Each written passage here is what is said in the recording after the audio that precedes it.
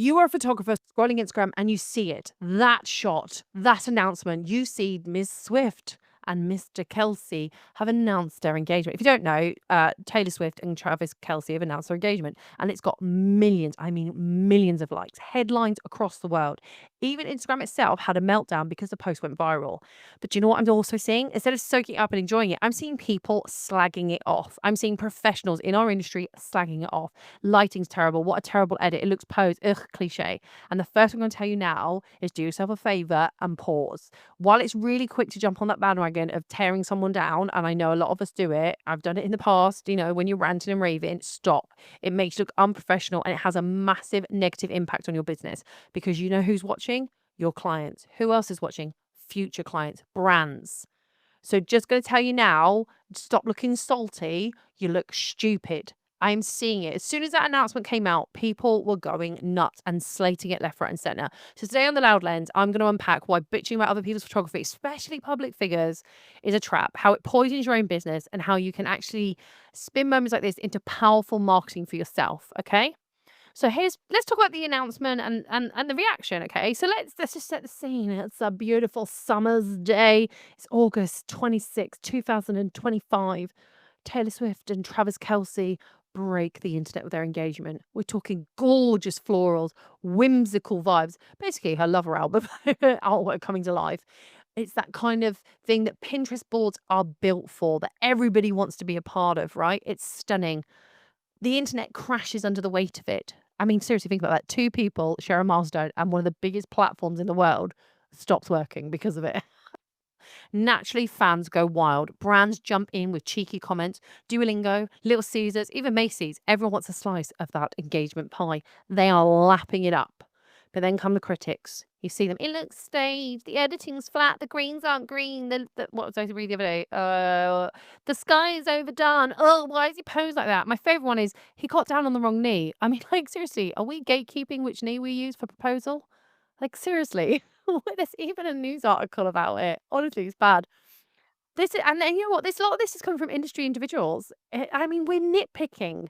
Why are we should know better. And this is what I'm telling you. This negative energy hurts you, okay? Slagging off someone else's photos online makes you look petty. Number one, because your clients are watching.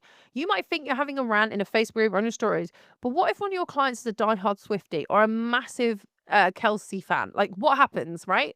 What happens if their daughter is or their loved one or whoever, and if they adore her, and now they look at you, their photographer, staring at the very person who they adore and they admire? You've just driven a wedge where trust should be.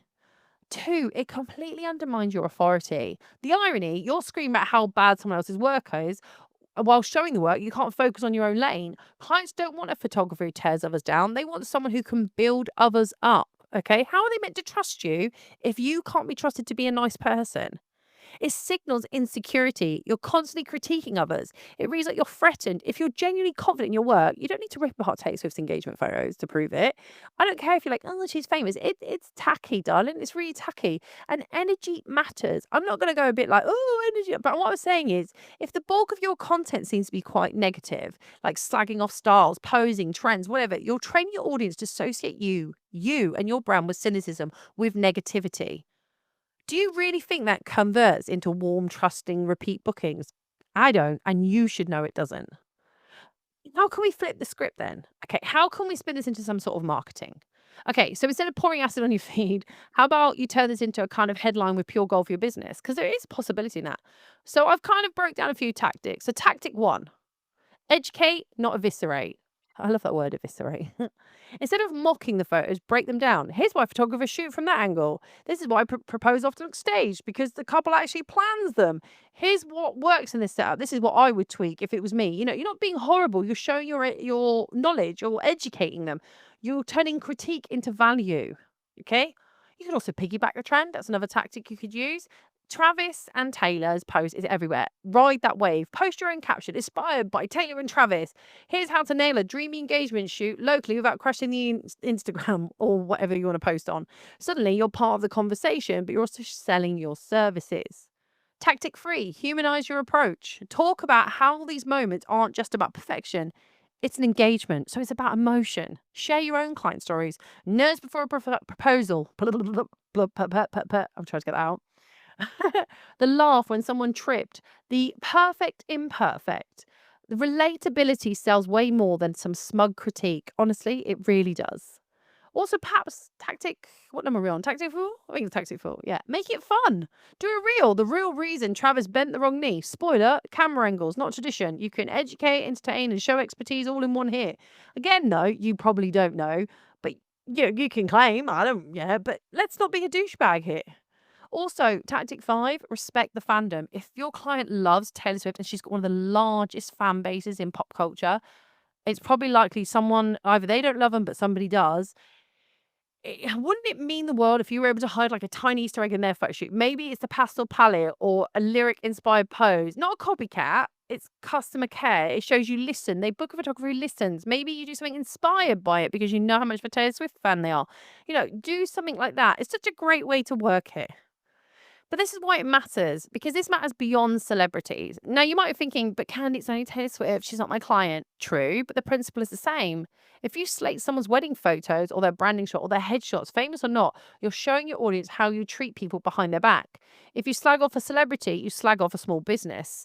You see what I mean? They'll be like, oh, they slagged her off, so of course they're going to slag my business off. And guess what? That kind of stuff kills trust and stops you getting booked. Our job as photographers is to elevate people, to capture their vision, to deliver memories. It's not to rip apart their joy. And yeah, sometimes photos aren't to their taste, and that's fine. Maybe the light is a bit rough, styling might be a bit dated. But here's the thing: it wasn't made for you. It wasn't made for any of us. It was made for them. So why don't we shut our gob or try and reframe it to say something useful? So just to drive home, right? Travis and Taylor's engagement wasn't about perfect posing or correct knees. It was about their love, their story, and them sharing a moment. And the world lapped it up. It didn't involve you. The photographers who waste energy slagging off, they've gained nothing. Brands that joined the fun, they got eyeballs, reach, traction, relevance. They got so much. You've got a choice every time a big cultural moment hits. Do you jump on the negativity bandwagon or do you leverage it to show your expertise, humor, and professionalism? Only one of these helps build a sustainable business. So the next time you're tempted to leave a snarky remark, pause and ask yourself, what if my client sees this? And instead say, how can I make this moment to connect, educate, or inspire my clients and future clients? There's a difference between a bitter spectator and a booked out professional. In fact, there's loads, actually. Let's be honest. There's loads. I just wanted to put that in there. Yeah, you're bitter. I can tell. Your face is contorted like a spoon. I don't know. Does spoons contort? Where's Yuri Geller when you need a bent spoon out of place? Anyway, this is just a quick one on the tough love from the Loudlands. Don't be a troll, be a pro. And hey, if you want some straight talk industry chat, you might want to follow, subscribe, and share this episode because honestly, I'm all for a rant, but sometimes we're ranting in completely the wrong place. And remember, she doesn't even know who you are. And worse yet, the photographer who did take these images could be listening and you've just trashed them into the ground. When you go on about in this community about we're a community, not competition. Yeah. Too late, dude. You acted like a bunch of spanners as far as I'm concerned, especially some of you. Anyway, I've been Candy. This has been The Loud Lens. Catch you all soon.